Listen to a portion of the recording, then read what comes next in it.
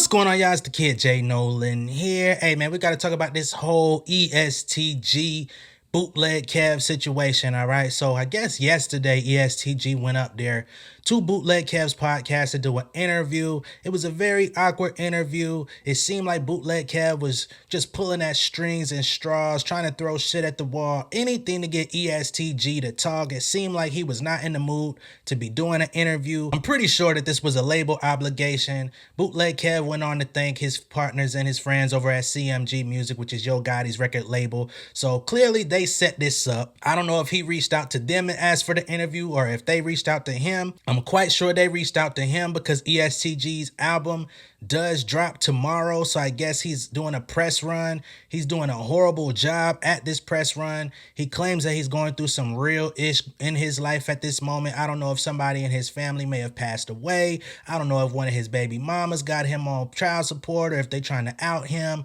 I don't know if he's being extorted for money. I don't know what ESTG got going on. Maybe it's some hood shit going on. Maybe one of his partners is in a compromising situation. These are things that we never know. We don't really see. We don't really understand how entertainers have, other things going on in their lives. And to be honest, most of us really don't give two fucks about what you got going on in your life. Release the music, do your press run. You could talk about what's going on in your life if you post it on your page. If you're somebody that's going to be open and transparent and let folks know what's happening, that tends to boil over a little bit better than people that are mysterious and just shut down. As we know, communication rules the nation. But let's go ahead and play the clip that's been circulating online of ESTG and Mr. Bootleg Kev, okay? I've seen this picture of you at the NFL Combine. Yeah.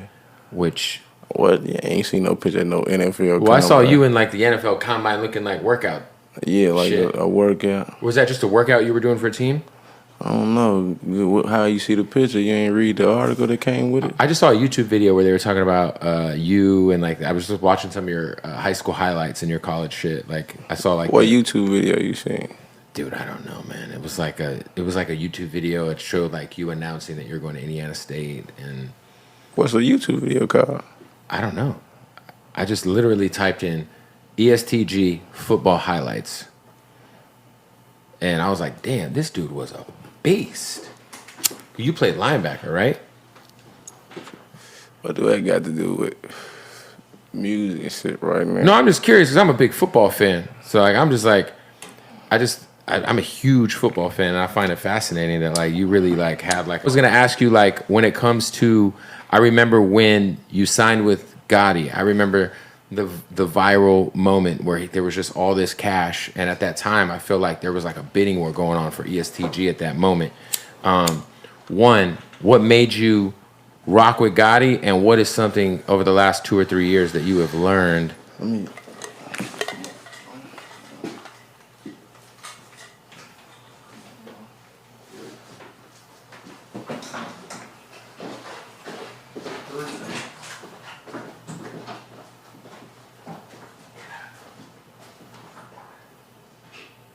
Well, for the very first time in Bootleg Kev podcast history, we had someone walk off of the set. Interesting. Oh, well, there's the ESTG interview that he was 2 hours late for. So as you can see, ESTG just completely walked off the set, left his Sprite on the motherfucking table for them to have to move, left his ashtrays and shit. Seemed like he was way more concerned with smoking his little backwoods and shit. I think it's very weird that you do an interview and somebody tries to delve into your background, ask you about going to school and going to college and being a college football player, going on to try to go to the NFL. I would think that's something that typically, if somebody were to ask you about that, you will open up because you feel like, okay, you've done your research. You know a little bit more about me than some of these other interviewers and radio personalities out here. You're not just asking me stale ass questions and stuff like that. But this dude gonna say, what do that got to do with music and my album dropping on Friday? My nigga, we gonna get to all that. As a matter of fact, there was a portion in there where Bootleg Kev actually asked you about your album. He asked you about your creative process. You didn't have no answers for that neither. When he asked you about the bidding war of different labels that were coming to you, trying to sign you, and all of this money that was on the table, you decided you wanted to walk out. That's very much music related. That's something you should have been wanting to talk about. Normally, that's what rappers like to boast about, is how many labels was coming at them, how much money was on the table. So you're disguising the fact that you really just did not want to be there. I don't know if you just didn't like Bootleg Kev. I don't know if you just didn't like interviewing with a white man. I don't know. I don't know what your deal is. You know what I'm saying? Maybe you were uncomfortable. Maybe, I don't know what time of the day this was. Bootleg Kev said you showed up 2 hours late, or an hour and a half late, nearly 2 hours. So he sat there and waited for you. He didn't give you no bad energy based on the fact that he had to wait all day for your motherfucking ass. So I'm just saying, man, this shit don't be making no type of sense. After this clip came out, ESTG decided he wanted to take it upon himself to speak on Instagram. And he had more to say in his Instagram story than he had to say in this entire fucking interview. He proceeds to say, Bootleg Kev, you trying to play it like I walked out because of football. Like, ain't did plenty interviews talking about playing and talk about it in my music. You asking me if I remember the old man porn star, if I believe in aliens and the NFL combine. What the do that got to do with my album dropping Friday? And I literally just walked out that interview 2 hours ago. You already got a clip up. You trying to go viral, LOL 100. I got real life shit going on. Ask around. I don't feel like playing, so please don't play with me, because I play crazy. Again, so many words in the Instagram story, not so many in person in the actual interview. Why didn't you just tell that man, hey man, I'm sorry, I'm not giving you no energy right now, man. I got real life shit going on. My mind is in a totally other place. Maybe Bootleg Kev could have asked you about that. Maybe y'all could have had a conversation about how you feeling. Maybe it could have been a therapy session for you. Clearly you're not ready for that. Why the fuck should I have to ask around about what you got going on when you sat right in front of me? You ain't want to talk. You ain't want to talk about what you got going on. You didn't even want to talk about your goddamn album when he asked you about it. Bootleg Kev came out with some tweets of his own, deciding to dispel some of the theories, you know what I'm saying, and just give some clarification. So he says, about the ESTG thing, I'm a fan of his music and was genuinely excited to talk to him. I was told by his team that he wanted to not have an interview not filled with typical stuff where we talk about music this, music that. All right, so he goes ahead and says the dude didn't even want to talk about just music. He wanted to have a better, more conversational interview because the rest of them are boring. And I understand that, because a lot of artists go to these different places and they say the same ass things over and over and over. He came 90 minutes late, which isn't unique with some artists, and didn't ever really seem to want to talk or be interviewed. I don't care. I'm still a fan of his music, and we got a moment out of it for the internet. No hard feelings. He says, I look forward to talking about aliens, Brian Pumper, and football with tons of other artists in the future. Grab that ESTG album El Toro 2 this Friday though. And salute to my friends at CMG and Interscope. I create content for a living, and today was, for better or worse, a moment. So even when ESTG comes out and tries to disrespect him and try to play him to the left, Bootleg Kev still remain professional, still remain supportive of ESTG and his upcoming album, decided to take the high road because Bootleg Kev is a professional. There's a lot of people out there that really don't know his background. They really don't know how long he's been around in the industry as a radio personality. They don't know all the different stations he's worked at. He's definitely somebody that's well respected on the West Coast, throughout California and the Phoenix, Arizona area. He's been in the game 10 plus years doing this, interviewing people, being a DJ, hosting events, all this stuff. So I salute him for keeping his composure, not taking the bait that ESTG threw at him, because he definitely came at him on some shade room type shit and he did not feed into it. I will say,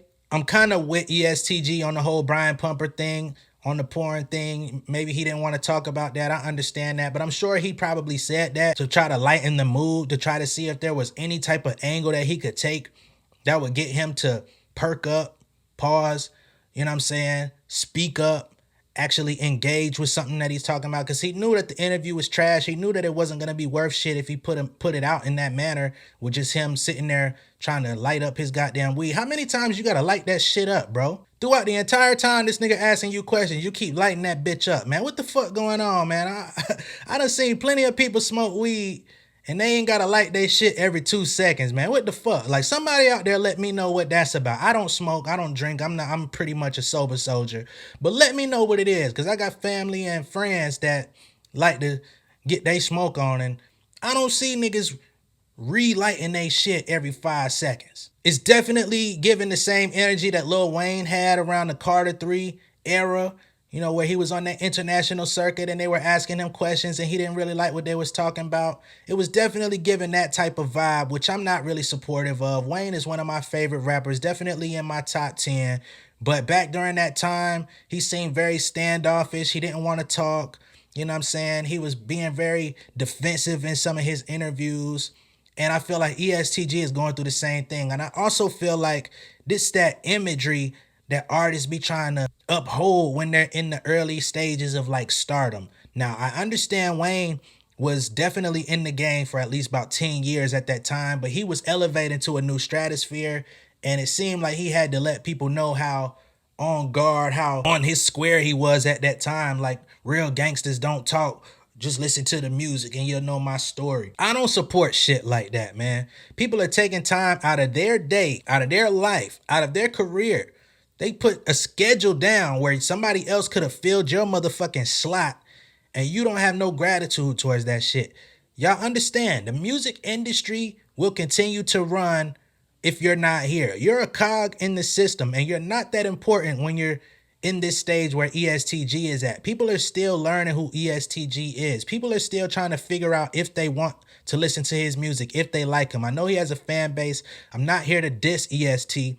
I'm not here to say anything negative about him. All I'm saying is I'm waiting for the day that artists are willing and ready to actually be professionals. There's a lot of people out here that go through media training, that go through speech classes, people that actually give a fuck about their actual appearance and how they come off when they do interviews. I'm not talking about how it looks to white people. I'm talking about how it appears to your actual fans, that you're actually paying attention, that you're actually attentive and engaged with the real ass person that's standing in front of you. Y'all niggas love talking about keep that same energy. Y'all talking about energy, vibes.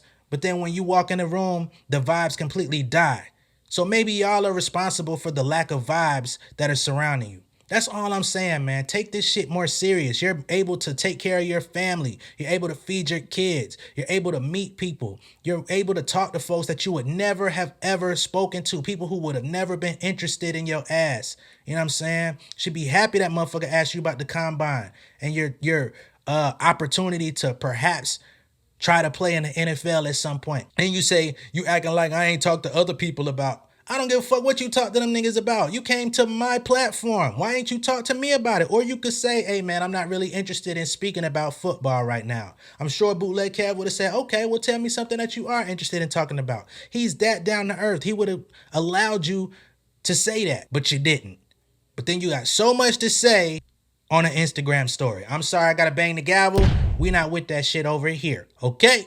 Let me know what y'all think of this down below in the comments. Be sure to like and share this video. If this is your first time seeing me on YouTube, go ahead and subscribe to the channel. Hit the post notification bell for all updates, and I will see y'all on the next one. All right? Much love and respect. Y'all stay safe out there. Peace!